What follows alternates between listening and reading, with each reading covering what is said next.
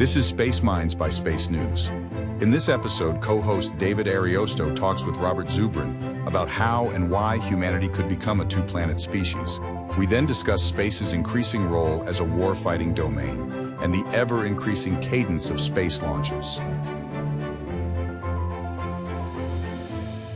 Robert Zubrin, there is scarcely a bigger advocate for human settlements on Mars that I can think of. You've written some 14 books.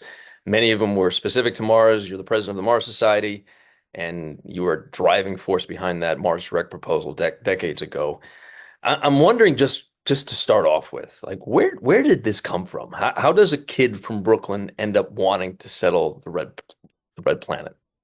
Well, it started with Sputnik, actually. I was 5 when Sputnik flew. It's actually the first major world event that I can remember in terms of my own life.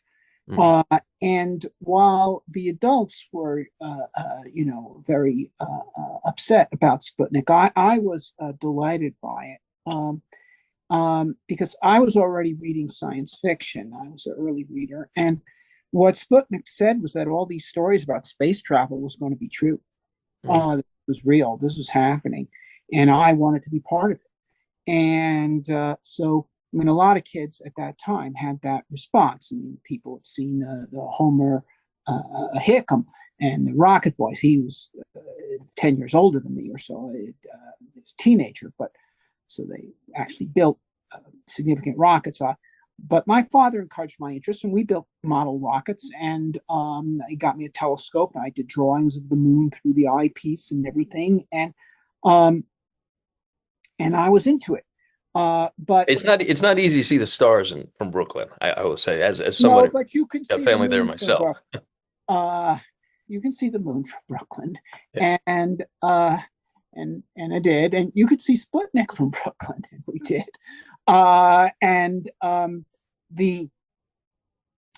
As did everyone.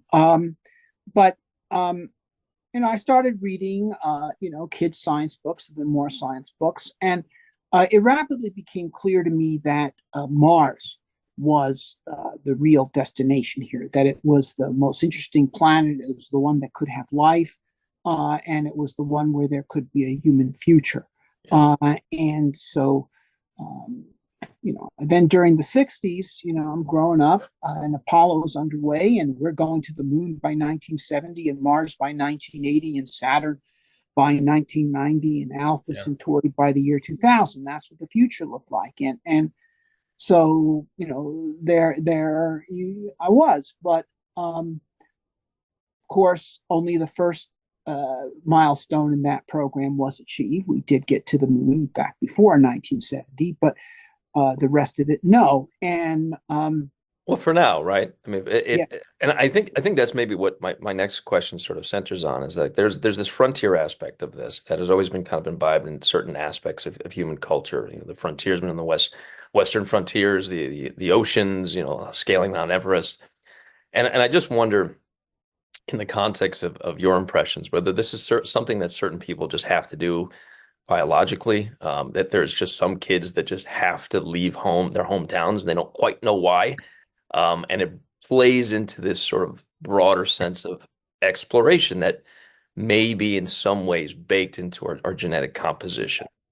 Well, to a certain extent, but certainly in terms of Americans, the American myth, and by myth I do not mean false story.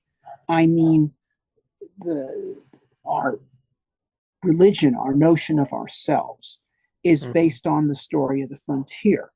Our creation story is celebrated in Thanksgiving. And that's why I think it is the most, it's the only holiday that we have that hasn't been commercialized, or not predominantly commercialized. And,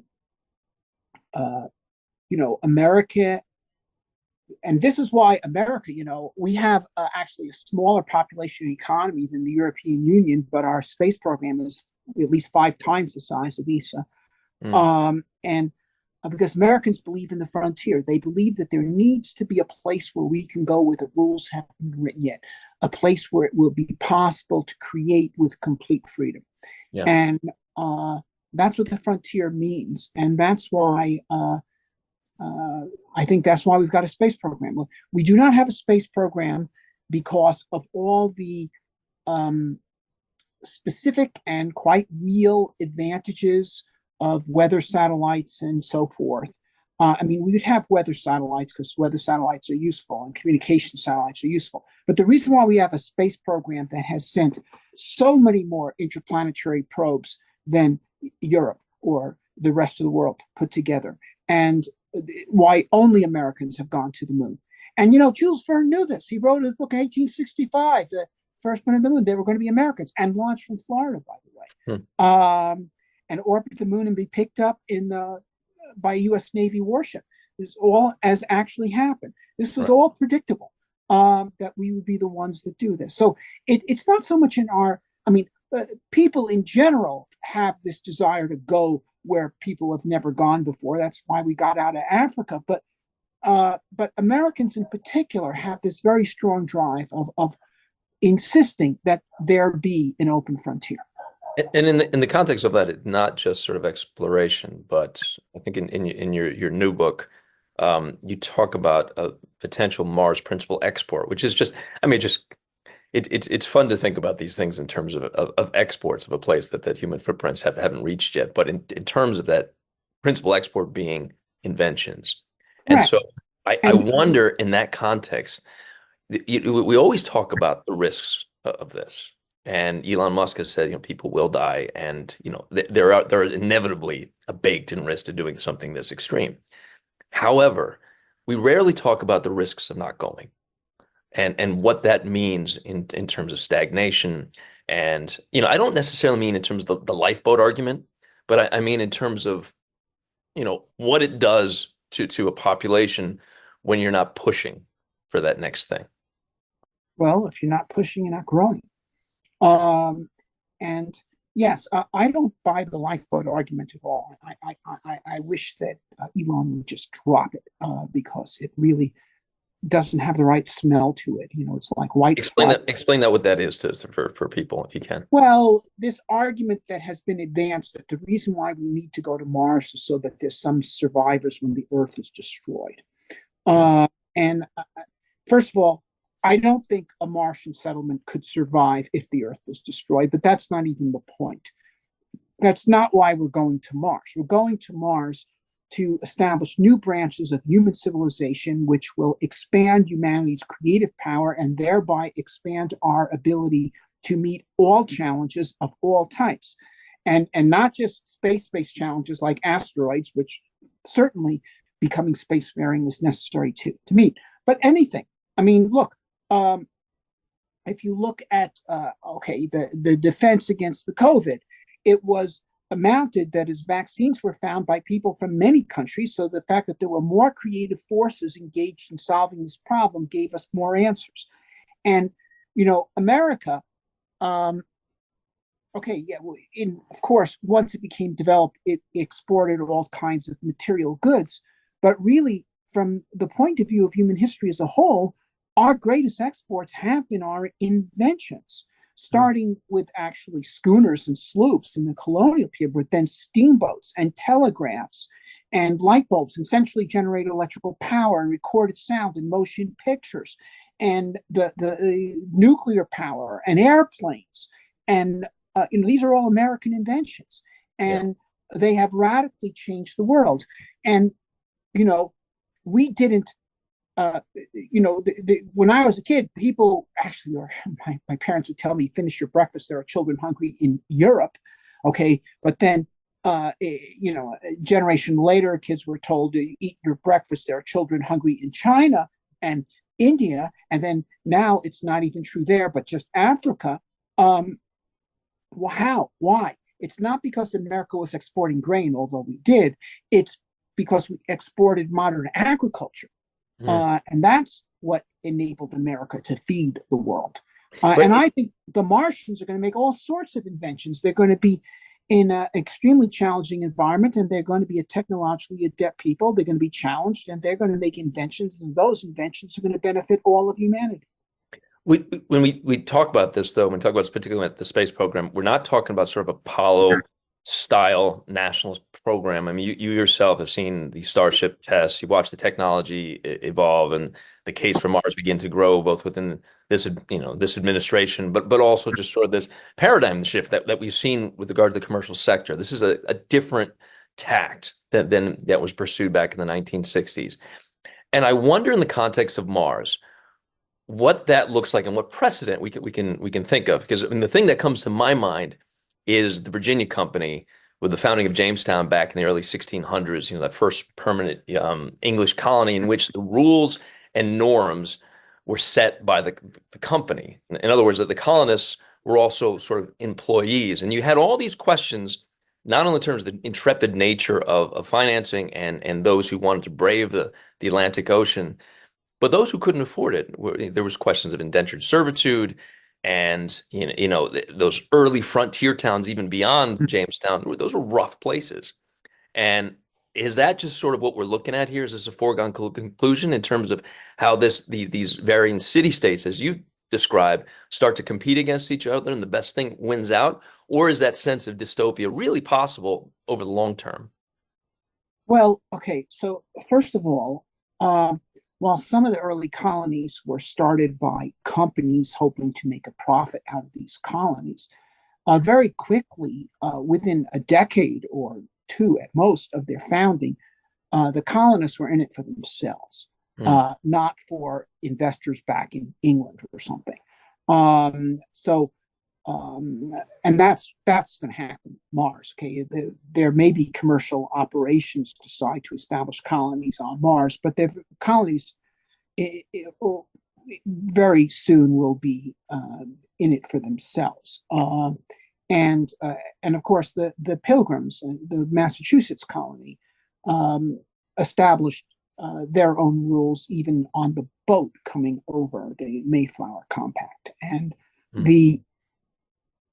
and then they were able to experiment in new social forms. Now, when I say, okay, and I've written a book, as you've referenced, called The New World on Mars, the colonies are going to be in competition, not so much, I mean, it could happen that they're in competition for certain kinds of exports, but really what they're in competition for is immigrants.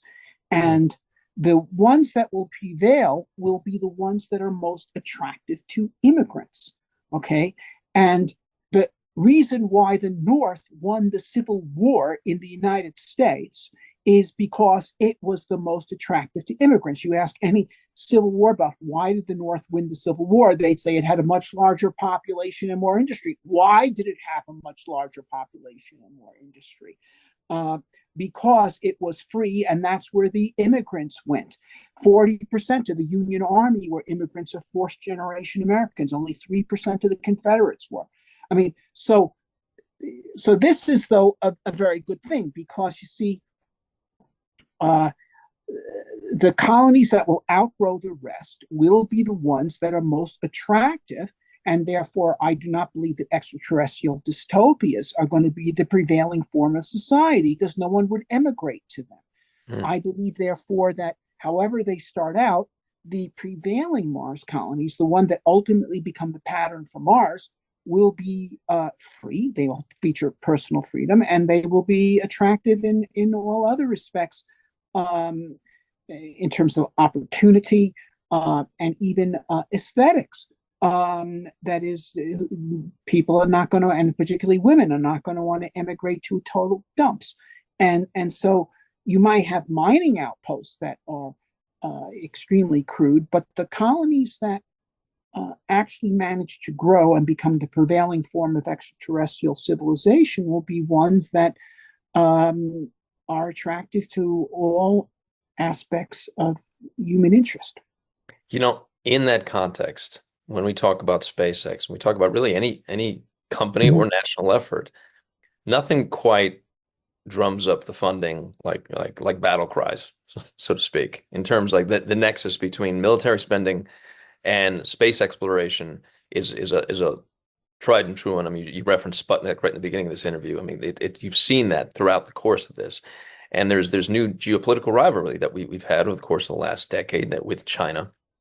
And China has shown itself willing to sort of establish these benchmarks and these timetables and make good on them to some extent. And I wonder, just in the context of what you've written about before, I know you've been a big advocate of U.S. space superiority, and like what that looks like if you extrapolate further out, not just in Leo and geosynchronous orbit, not just the moon, but when we really start putting, if we start putting human settlements on Mars. Well, okay, this is a very interesting question and very relevant. Well, whenever a more challenging environment is opened up to human activity, in the long run, it always benefits the more liberal societies. This is why, for instance, throughout history, from ancient Athens to the time of the British Navy, it is always the more liberal societies that were the dominant sea powers. And then once the air is opened up, despite the fact that it was the Axis powers who first exploited air power in a forceful way in World War II, ultimately the Anglo-Americans by far exceeded them in terms of capacity. And even though it was the Soviets rather, excuse me, because actually it was Ukrainians who created Sputnik, but the Soviets who opened up space, the first satellite and also the first astronaut. Couldn't hold it, yeah. Okay. Ultimately, it was the United States that by far outpaced them.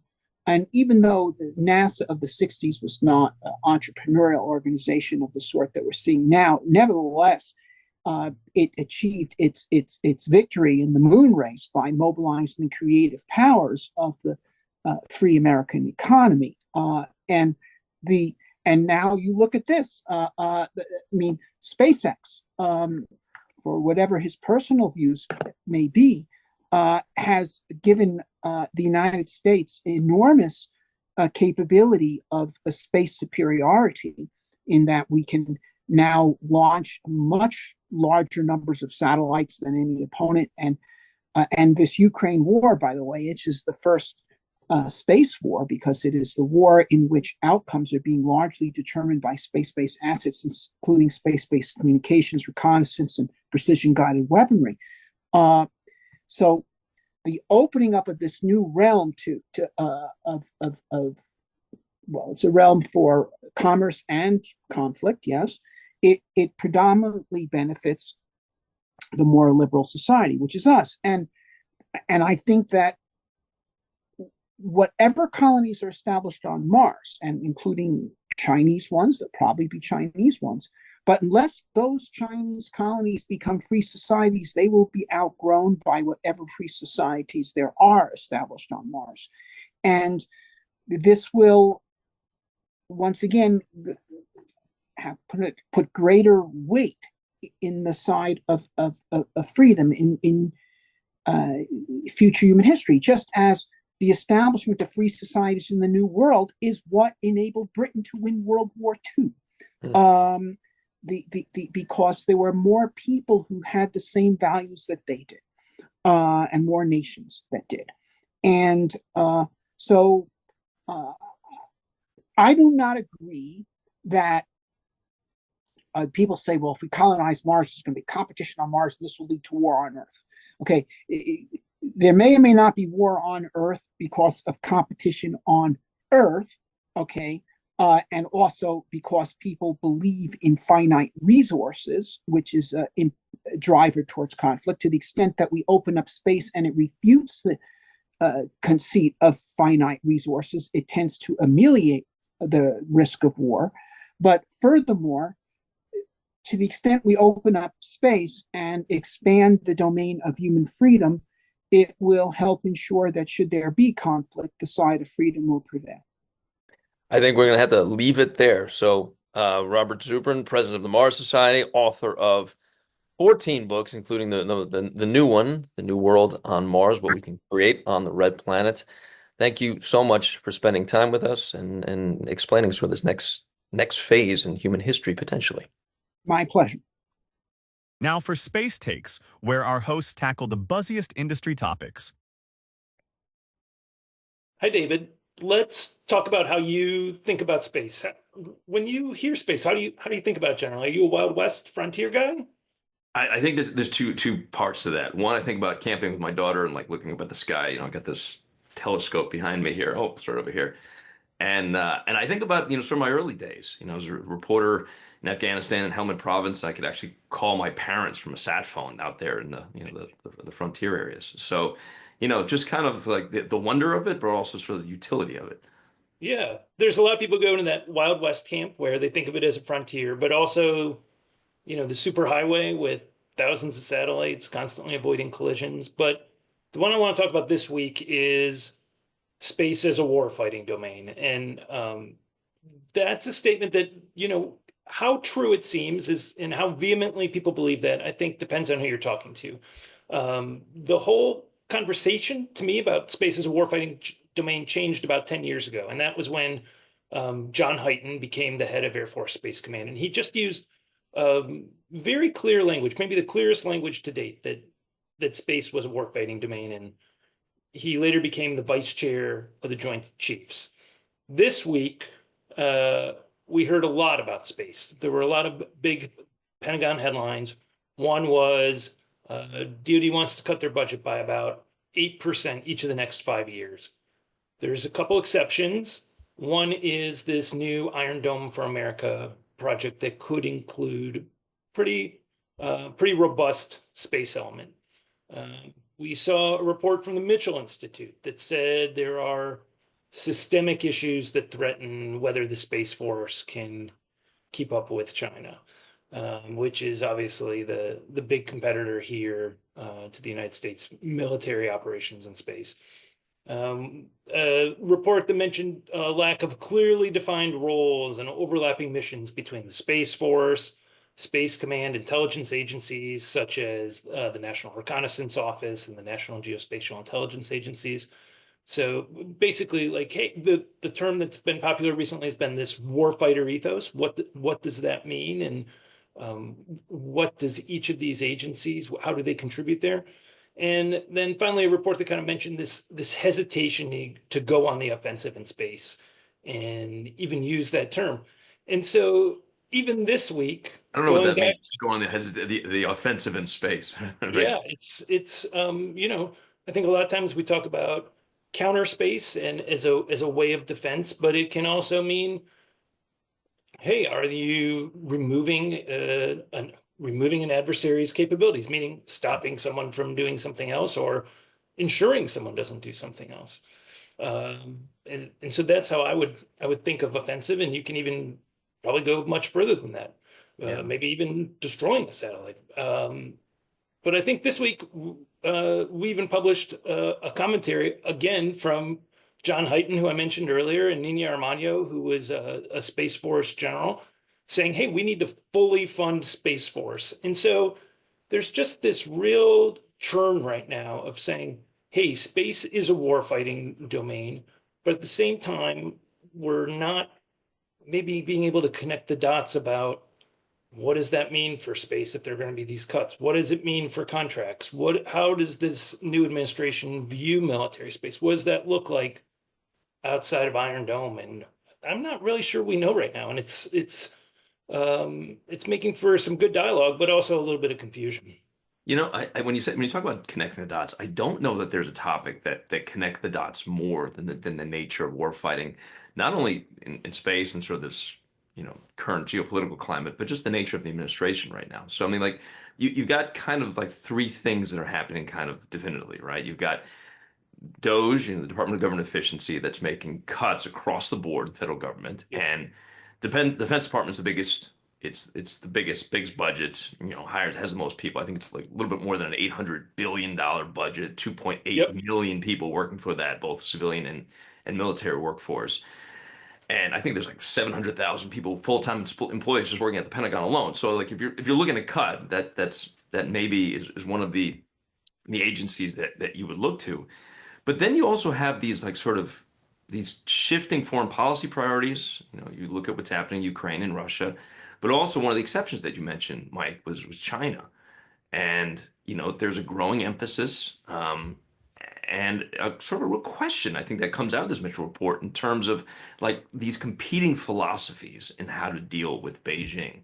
It's just a very like it's a very fascinating period of time, both in terms of that, but also, you know, I remember back in 2023, you had, you know, U.S. Chief of Space Operations Bradley Saltzman, who was calling for this quote unquote competitive endurance. And that's what the Mitchell Institute's report sort of takes issue with. It's sort of this question about, you know, emphasizing, you know, not sort of these quick wins, but sort of enduring challenges over long periods of time, and, you know, emphasizing adaptability and the importance of strategic partnerships. And you know, this report is China is very good at. China's great at all of that. Yeah. And do you want to play their game? Right. But the report's kind of taking issue with that, right? And I think not only in terms of, you know, the speed and whether Space Force is indeed underfunded in its relative direction, but just some like the core tenets of how all of us operate in space, you know, sort of harkening back to that 1967 Outer Space Treaty, you know, this nature of generally keeping weapons, specifically mass destruction weapons, out of space, even that seems to be on the table. Maybe with regard to what Russia's already done, you know, maybe in terms of what China's looking at with some of these anti-satellite weapons. So it's just like this inflection point in terms of where we're at geopolitically, defense-mindedness in terms of strategic positioning. But, you know, it's a really interesting time to be paying attention to. And oh, by the way, commercial space is ramping up, and how that fits into this mold is it's not entirely clear. I think even from policymakers' perspectives. And I think that's what I was going to add, is that the broader space industry right now is being driven by this expectation of growth in government contracts, not just in the US, but across the world, and not just in military, but also civilian space. But the growth is being driven by government contracts, but the biggest part of that comes from military contracts. And that's why we've seen so many companies, you know, over the last couple of years, particularly in the last 6 months or so, make this pivot to defense. That maybe we didn't think of them traditionally as defense companies, that they're saying, hey, there's room for us here. And so I think the question will be like, hey, if there are these cuts, will they open up more opportunities for space? And I don't think anyone knows that yet, but it's going to put this new administration's views. We're going to see exactly what they mean and exactly how they value military space operations. You know, it's also interesting on sort of on the flip side of that, when we look at China and you sort of look at this explosive growth, and it's almost methodical growth too, Yep. because some areas that they're not actually moving quite as fast as, you know, some of the, you know, some of the conversations would make it seem, but certainly in areas, you know, supportive technologies like quantum communications and those technologies, you know, AI, we saw, you know, big leaps with DeepSeek and how that sort of plays into the space industry. These are profound. But I wonder, in the context of sort of this growing sort of quasi-commercial market in China, and as more of their economy is reliant on space assets, whether that sort of reduces the tension a little bit, because when you have that many assets in orbit, you know, there's greater vulnerabilities in terms of performing like a bad actor. If you only have a few things up there and you throw one of your anti-satellite missiles, the resulting debris fields, as we have already seen, may not impact you much. But as, you know, thousands and thousands of your own satellites fill your constellations, and your economies of scale sort of are reliant upon these things, you know, is there a ratcheting back then of the tension that we might see as that commercial dependence ramps up? And I think what we've seen in the past has been that there has been, from the US side, very little distinction between Chinese military operations and Chinese commercial satellites, and that they're viewed one and the same. And you know, to the same extent, I think China's viewed some of US satellites the same way. So it'll be interesting to see if that distinction comes down. But yeah, because you don't have that, right? In the US, you have NASA, and right. you have Space Force, and you have DoD sort of From our operating. perspective, right? I think Right. I think the counter argument would be like it's all government. Sure. Well, sure. And clearly there's a military culture that maybe is imbibed within NASA from its early inception, but at the Yes. same time, I remember speaking with folks within the Chinese space sector, and they're sort of privately just sort of shaking their fists. It's like, why can't we separate these things? Because maybe we can do business in a way that wasn't. But right Yeah. now, all of it routes through the military, at least on the state side. And then on the commercial side, a lot of it sort of tangentially runs through the military. So, the argument is real that these things are interlinked and it's hard to separate them. So your defense strategy kind of has to take into account both the commercial and the state side of things. And then there's a whole other argument that says, hey, why would we want to just buy something that's commercial? We would want something that's exquisite and made specifically for the military and not something that just anyone can buy right off the shelf. And so Right. that complicates it even further. So yeah, this is going to be an interesting debate that'll play out for a long time, but it's interesting to see these pieces kind of lining up right now, especially as Doge and the budget come into clearer focus, that exactly where space lies. I think that sort of leads into our next topic pretty seamlessly, in the sense that we're talking about speed and we're talking about volume. As it relates to speed, we saw we saw that Firefly has recently just been awarded a $21.8 million contract for rapid response launch missions with the Space Force. Yeah. And I think about that, and you just sort of look at this sort of broader context in terms of what does rapid deployment of space technology in emergency scenarios potentially mean for this like changing paradigm when it comes to the growing sort of militarization of space? I don't have a good answer to that. I don't know if you do, Mike. Yeah, I think the goal here is, let's say a satellite was no longer operational for whatever reason, and it's a key asset to how the U.S. operates. How quickly can you replenish it? How quickly can you get something else up there so that capability is not lost, or the contingency plan is not lost? I think last fall there was a Space Force mission, again with Firefly, that I think they turned it around in about 58 hours. I think that's how long they had to integrate a payload and get ready for launch and get something on orbit. And I think that's about the timeline. And that was significantly faster than the previous record. But the goal for years and years has been, hey, can we turn something around in 24 hours? Can we get something up and say, all right, this satellite's not there. How quickly can we replace it? And it's one of those things that sounds, as we talk about week after week, sounds science fiction-y, but it really becomes it almost becomes normal. It almost becomes mundane how quickly these satellites can launch. The goal is obviously to have them do it almost from anywhere, not just from one or two places. And so as the number of opportunities grows, as the speed gets short, the speed from demand to launch gets shorter and shorter, the idea of losing a satellite becomes more and more palatable. Not that it's something that anyone wants, but it's like, all right, we can replace this. Yeah. I mean, it's also just these concepts of just, what does tactical responsiveness actually mean from a military perspective, as you have so many more assets up in space, and even like traditional concepts of sovereignty and territorial defense. I mean, how do you sort of govern that in this broader scope when you're sort of well outside the boundaries of what's considered airspace? You're now in space, so to speak. So it's sort of a brave new world. And I think also, to get to the volume portion of this, I don't know if you want to do the honors here, but we were talking about Rocket Lab and SpaceX performing these just launches minutes apart. Yeah, I think there was a launch last week that just 4 minutes apart. 4 minutes. Yeah. Yeah, I mean, it's and again, I think we've made this comparison before, but it starts to feel a little bit like air travel. You're like, oh, something else is taking off, someone else is leaving. Well, I mean, SpaceX alone had like 134 launches last year, both Falcon 9 and Falcon Heavy. I mean, Rocket Lab's up to 16. So, I mean, first of all, that kind of shows the disparity in the marketplace in terms of just how far ahead SpaceX is in terms of launch cadence. I think Rocket Lab was 10 last year, and now they're 16. and SpaceX was 96 last year. Now they're at 134. So like the chasm between the two, and these are some of the leading players here.